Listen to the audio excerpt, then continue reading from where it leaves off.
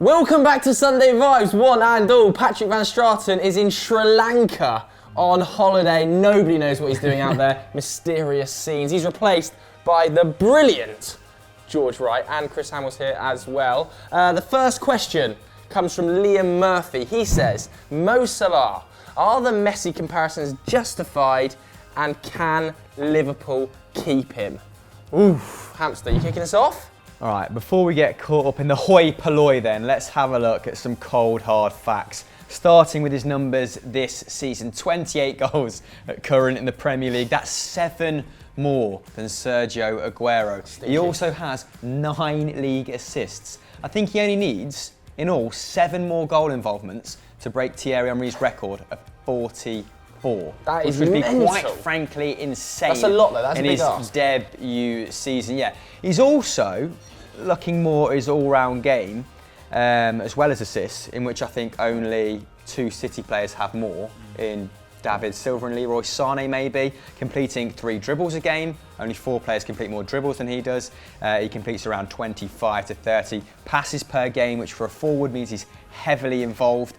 And he's also creating around 3 key passes per game, which shows he's creating a lot of opportunities. Yeah. That's more than someone like Raheem Sterling for his teammates. So if you're looking for an all-round f***ing G, Salah is your man this season. And there are comparisons aesthetically. Yeah? So he's diminutive, he's obviously left-footed, he likes to cut in from the right, he likes to play with a number 9 in the same sense that Messi does with a Suarez or a David Silva. Not David Silva, a David Villa.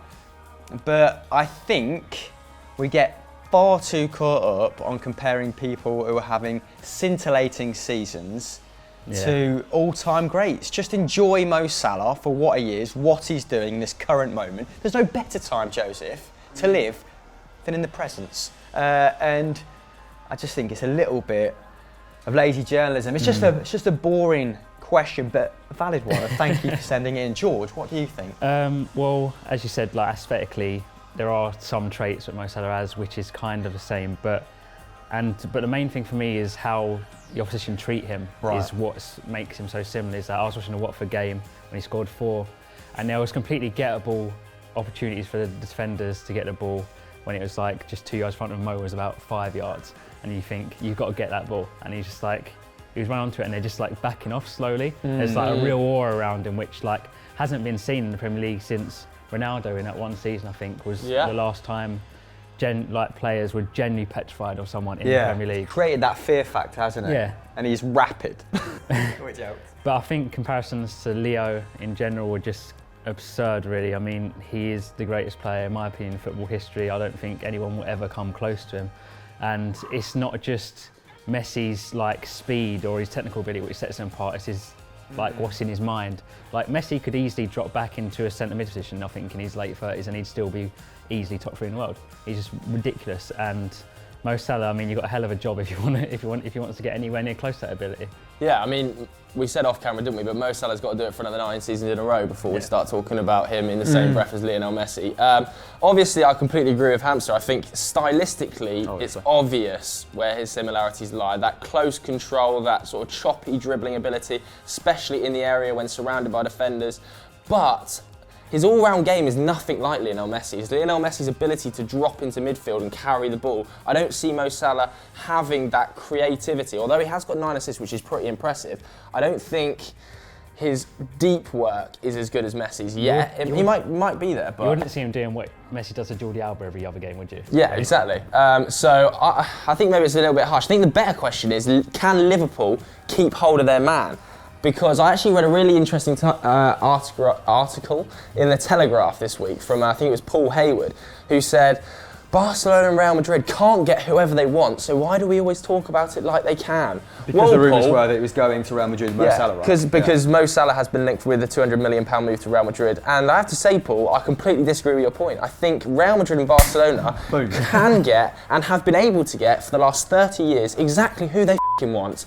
Money is no object to those clubs. I don't think, there's probably a handful of occasions where the player themselves has turned down the move. Yeah. And this is not going to be a case of that. It's just when Barcelona or Real Madrid come in for you, you've got that's limited offer. They won't come back again. It's like, and that plays with a player's head. Do you join these two historic clubs, the biggest in football history, arguably? And with the amount of money I've got, why would you turn that down? Why would your head not be turned? Why would you stay at Liverpool if Real Madrid or Barcelona come calling? I mean, you just don't. Yeah, it's the same with any English club. You don't. Like, I'm surprised that Aguero stayed in the Premier League for this long. I don't think it's just the wages though. I think it's like the prestige of the club. It's the ability to play with other players on your level. George made a very valid point. A first team position only becomes available in these teams it's now. Dead man's shoes, it really is. Every 5 years, which is why Coutinho was like, I have to leave. I have to leave now halfway through the season, even though you want me to stay. I need to assert myself. Moussa Dembele's injured. I'll be occupying one of those positions in the front three. But I think, I like your point about Lionel Messi, just to tie this back around to the question in hand. Mo Salah, his output may be similar and his attacking play may be similar, but Messi's ability to inhibit any role in that front five can't be mirrored. No, absolutely not. I'll be interested to see Mo Salah try and play as a false nine or as like a deep flying forward that just sits in front of the midfield too. For me, he's a little bit like Raheem Sterling in that sometimes he hits the ball or passes the ball and it looks like a bit of a scuff. It looks like that shot went in by chance because he's done exceptionally well to get himself there in the first place. You know, he's chasing lost causes and his pace is getting him there a lot of the time, but he's nowhere near as refined. I say refined and cultured. He's scored a couple of absolute worldies this season. So he is, but come on. You're better than that, Liam Murphy. You're better than that. Are you though, Liam? Before we move on to our next question, then it's hot takes time. This one is with Jambon Tête himself, Zach Jalab. Pighead. Cheers, Joe, you hype beast twat. As you guys know, earlier this week, I sent out a tweet asking for your hottest takes, your most controversial opinions, and you guys delivered. Yes, you did. Without further ado, let's get underway. Here we've got at Tommy Winter 17, and he said, Gareth Bale has wasted his career at Real Madrid. Look, since joining them back in 2013, he's won 12 trophies. 3 of them, Champions Leagues. Also, how many have Tottenham won at that time? Not 12. Lastly, if it wasn't for his 14 different injuries since he's been at Real Madrid, I'm pretty sure this debate wouldn't even be happening. Gareth Bale is still a world-class player and any club would be lucky to have him in their ranks. This next one comes from Gusan Parker, and he said Antonio Conte and Real Madrid are made for each other. They'd provide him with the signings that he wants and he'd get more out of the squad's talent than Zinedine Zidane. Hashtag hot takes. At Chelsea, Antonio Conte isn't trusted with the transfers at all, and I doubt that will change at Real Madrid either. And Zinedine Zidane is one of the best managers in the entire world, and if you're at Los Blancos, that's what you need to be. Antonio Conte is great at joining a squad and making the best out of what he's got there. Victor Moses is a great example of this. Hard-working players who he can teach to adapt to their formation and the way they want to play. Whereas he's not good with egos. David Luiz, Diego Costa, who text their star striker that they're leaving. That's ridiculous. And imagine him doing that with Sergio Ramos, Cristiano Ronaldo, Gareth Bale. That's where Zinedine Zidane comes in at his prime. Guzan, I get what you're saying. However, Antonio Conte would not be the right man for the job. Who's going to handle Galacticos? Well, what about the man that was one? This one comes from Bavarian Mayhem, and they say the Champions League gets boring once it gets to the quarterfinals. Same matches all the time. What the f are you on about? You get to see the best teams in Europe face off against each other. The best players versus the best players. I don't know what more you guys could want. What's your name? Bavarian Mayhem. You're an idiot, mate. This one comes from at unnamed Uchiha, and they say Lampard is half the player compared to Steven Gerrard. You, sir, are a tit. 177 Premier League goals from midfield, the highest of any midfielder. And get this stat, between 2004 and 2013, 9 years, he was either scoring or assisting every 2 games. That's unbelievable. And in 2005, when Steven Gerrard was in his peak and he reached 3rd place in the Ballon d'Or, who was better than him? Who was in 2nd place? It was Frank Lampard. The man was every manager's dream, those late runs into the box, and Didier Drogba, I doubt would be as good as he was without the Englishman behind him. And finally, this one comes from Ty Gleason, and they've said, it's soccer, not football. We'll put a poll up there on what it is, and you know what? I'll let you guys deal with him in the comments below. I'm done. Bye. Before we freeze to death, let's crack on with the next question. This one comes from Brendan Lillies, who says, who is the most improved player this season? George Wright, you start us off. I'm going to go between two City boys because they've been arguably the best players and best team in the league so far. And it's between Raheem Sterling or Leroy Sané. Ooh. I think both have been unbelievable under Pep. Sané was always going to be class, but Sterling in particular had a bit of a rough spell as soon as he moved. And I think Pep's like one-on-one, there's a video of him doing like one-on-one coaching with Sterling, and it's helped how he massive. received the ball, isn't it? Like, open yourself up. That micromanagement really helps him. But I'm going to have to go for Leroy Sané. I think he's developed into already one of the best wingers in the world. I mean, when you look at him play, he glides past people. Yeah, he does. It's like a ballet dancer. He's got a bit of gigs about him.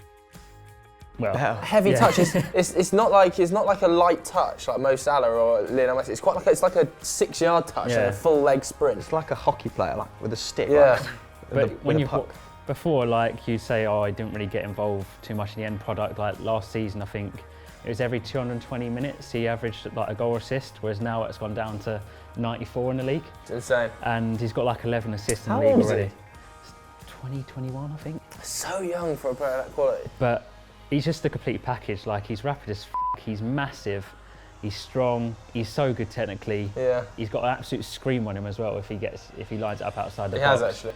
And I don't think many young players come close to the level he's set at the minute. I think like you could argue that he's probably, along with Mbappe and Dembele, in the top 3 of the most exciting under 21 talents in the world. If he's not 22. Outperforming both of them this season. Yeah, he might be 22 to be fair. Not too sure, but roughly around that.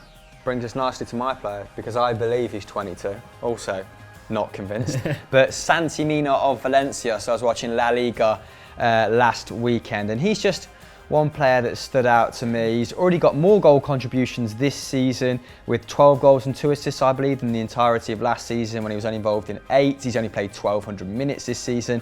And I just think he's taking up much better positions. And Valencia, along with the workmen like Zaza and Guedes, who could easily have made this list, the forgotten man at PSG, had a stellar season so far, barring a few injuries at Marcelino's Valencia. I think Santi Mina is registering 85% of his shots from inside the box, which bodes really well. That is insane. For a youngster in terms of improving his output. I think it was about 70% last season, so he's matured. He was at the start of the season benched, so his actual development looked to be under threat, but Marcelino's put that trust in him and it's paid dividends.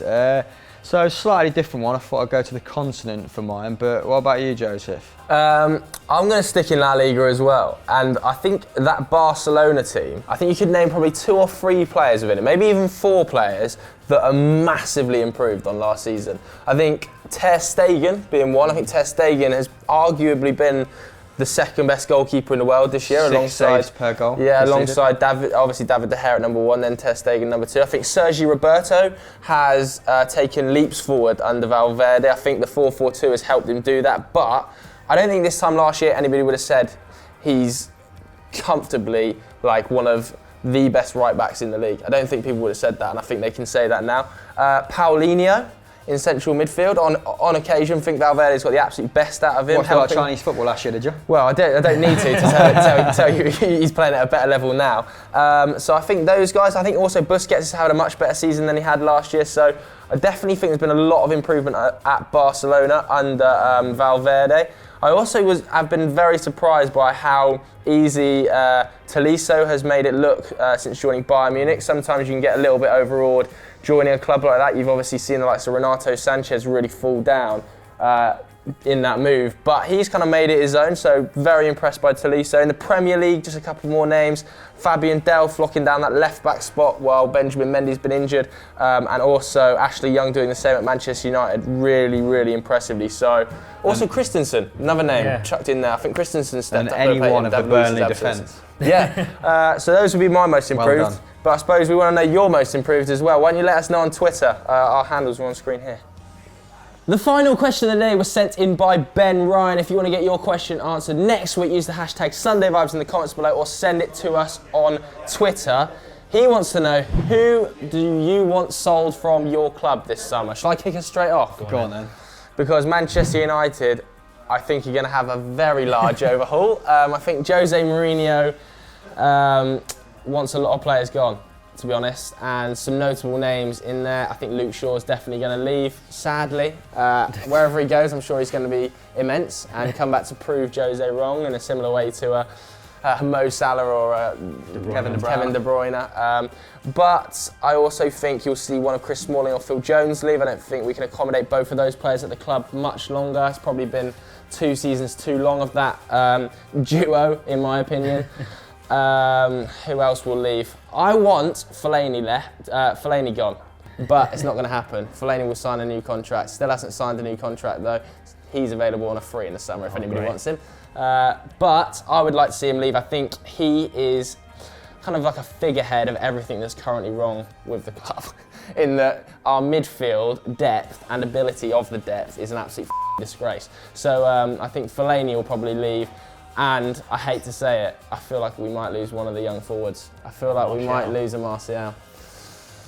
I just don't want it to happen, but I think it's going to happen because he's just not going to get enough game time with Alexi there, and he's not going to be happy about it. Yeah, because why would you want to play for Jose Mourinho if you're an exciting young attacking talent? I don't know. The player that's played the most games under Jose is Marcus Rashford since he's taken over at Man United. Is it? I'm sceptical about that. That's a true stat, I promise you. 100%. Because last time you told me he'd played the most minutes for Manchester United. Most games. He played the 8th most. He's played the most games, promise you. All right, fair enough. This feels like Mourinho's last stand though this summer. Who would you get rid of if you were Jose? Fellaini. Phil Jones, Smalling. Yeah.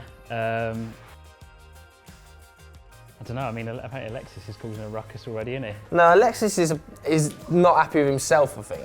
Every article is Alexis moaning about himself. He's saying, I've not been good enough, I'm finding it difficult to adjust. So if he wants to moan about himself, then absolutely fine, but buck your ideas up, Sonny.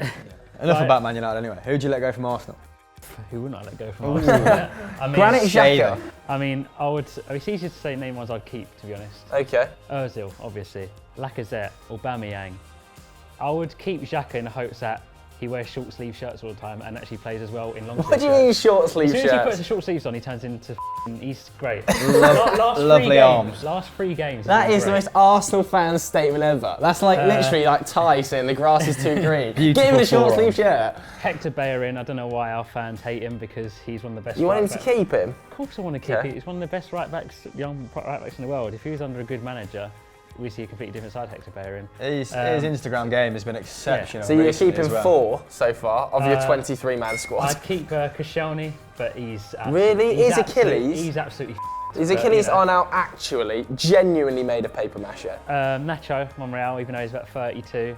But yeah, I would have been like Welbeck, first to go. He needs to go. He's so bad. He's one of the worst footballers I've ever had to watch at the Emirates.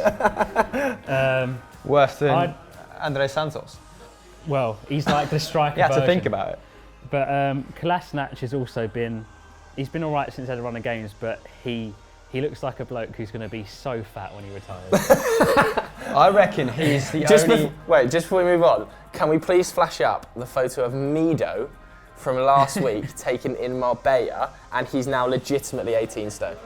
Like Prince Nassim. He's a beast, mate. He's obese. I reckon Kolasinac is the only player in the Premier League with a bigger head than Zach Jello. Yeah, he is. He's got a massive box. What about Petr Cech? Oh, yeah, I feel like Petr Cech is I think your goalkeeper situation is a bit akin to Liverpool in that it needs replacing. Petr Cech is so bad. It's like when the ball comes to him, it's like you look at all the best keepers in the world now, they're all good with the ball at their feet, like Ederson. De Gea not so much, but Ederson... De Gea is wicked with the ball at his feet. Yeah, but not as good as like Yeah, and no Edison, one else okay. is. But like, the ball comes to him, and it's like a ticking time bomb towards Petr Cech. And then if someone's close in, he tries to do like a Cruyff turn, and it just always f***s up. But there's so much needs done. But Your apparently, defence needs a whole remodel. Mustafi has literally got no brain, which doesn't really help if you're a defender.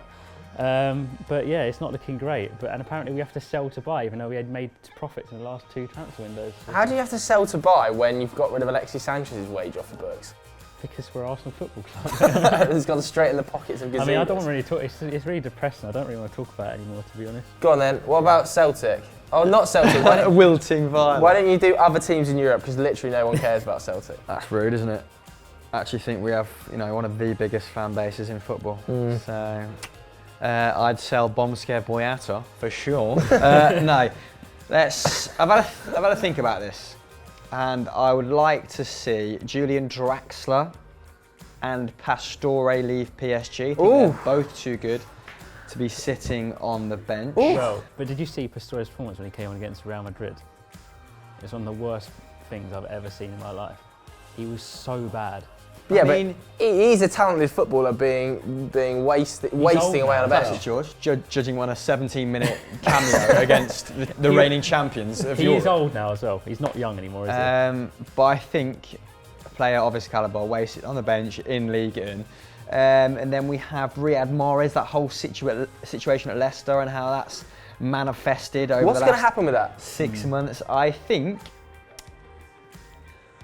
wouldn't be surprised if Manchester City came back in for him as a squad player. And I think he'd jump at the opportunity to go as well. I think Leicester would probably get the same money as their original bid.